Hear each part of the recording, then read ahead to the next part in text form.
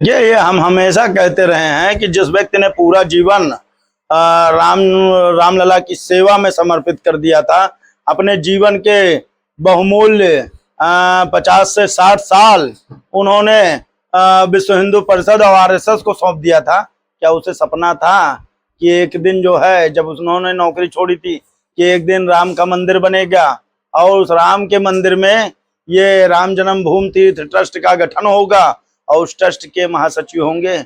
ऐसा कुछ नहीं है। किसी को आरोप लगा देने से कोई दोषी नहीं हो जाता है।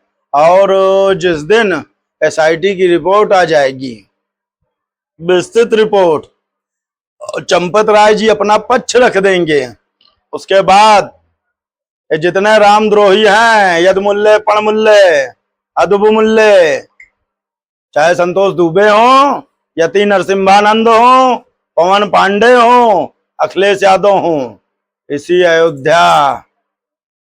अयोध्या के न्यायालय में ये अभियुक्त के रूप में उपस्थिति दर्ज कराएंगे। इनको मजबूर कर दूंगा, चाहे अभी मुक्तेश्वरानंद सरस्वती हो, ये सभी लोग याचना करते हुए आएंगे, माफीनामा देंगे, उस माफीनामा को स्वीकार नहीं करेंगे हम। जो ज्ञापन दिया, ये पवन पांडे जी मानसिक संतुलन खो चुके हैं।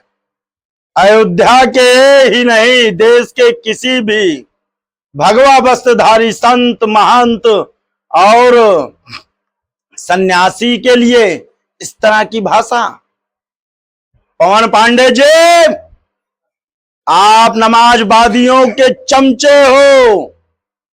आपने एक सनातनी संत का अपमान किया है, उसे लफंगा कहा है।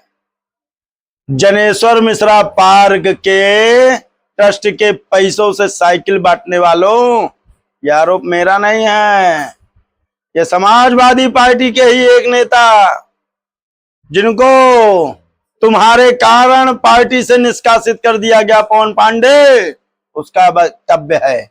और एक बात कहना चाहता हूं, तेज नारायण पांडे और पवन पांडे अंतरराष्ट्रीय समाजवादी पार्टी के नर्तक, जो प्रेस कॉन्फ्रेंस में केवल नौटंकी करते हो। आपको जगत गुरु, परमहंसाचार्य, तपसी पीठाधीश्वर, हिंदुत्व के कुल सिरमौर और हिंदू हृदय सम्राट से माफी मांगनी पड़ेगी। उनके चरणों में अपना मस्तक नवाकर त्राहिमाम त्राहिमाम कहना पड़ेगा। अगर नहीं कहोगे तो मैं संतों की बात पर, रामलला सरकार के नाम पर आपके खिलाफ सनातन रक्षक संघ पूरे जिले में एक आंदोलन करने को बाध्य हो गया है। लैंग्वेज सही रखो, ये नेता का लैंग्वेज नहीं होता है। संत महंत को लफंगा कहना एक टिकट छाप, सड़क छाप, टुच्चे नेताओं की भाषा होती है। आप सनातन का अपमान करके और वो अखिलेशुद्दीन मौलाना की पार्टी से अयोध्या से चुनाव लड़ोगे और संत आपको सपोर्ट कर देगा? कदापि नहीं होगा। आपको महाराज परमहंसाचार्य जी से माफी मांगनी पड़ेगी। अगर आप माफी नहीं मांगते हो तो हम आपके खिलाफ संत महंत गृहस्थ एकजुट होकर समस्त राम भक्त आपके खिलाफ मोर्चा खोलेंगे। पवन पांडे जी, अब संतों के सम्मान में सनातन रक्षक संघ पूरी ताकत के साथ मैदान में। विपक्ष ये भी कह रहा है कि जैसे से कोई नहीं हो जाता है। विपक्ष तो बहुत कुछ कहता है। विपक्ष तो कहता है चंपत राय चोर है, पैसा कहीं ऊपर जा रहा है। विपक्ष तो कह रहा है, देते विपक्ष। हमें भी लग रहा है कि पवन पांडे और अखिलेश यादव और संतोष दुबे और यति नरसिम्हानंद और मुक्तेश्वरानंद इक्के चट्टे बट्टे हैं। आप मान लीजिएगा इस बात को। कह दूंगा कि एक ही जगह से सब सोचते हैं, एक ही जगह से खाते हैं और एक ही जगह का उनके विचार हैं। ये कोई मान लेगा?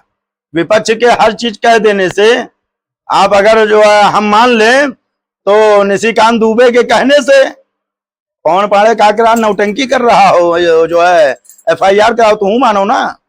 तोरे कहे अगर हम मानी तो हमरे कहे तू माने पड़े। ये कौन बात है कि तू कहो तो हम मान ली, हम कही तो तू ना मनबो? बा चोर चोर मौसिया, ओ चोर, एक तरफ चोरी दूसरे तरफ सीना चोरी। अरे चोरवे कैसन सीना चोरी करिया है? अयोध्या में बहुत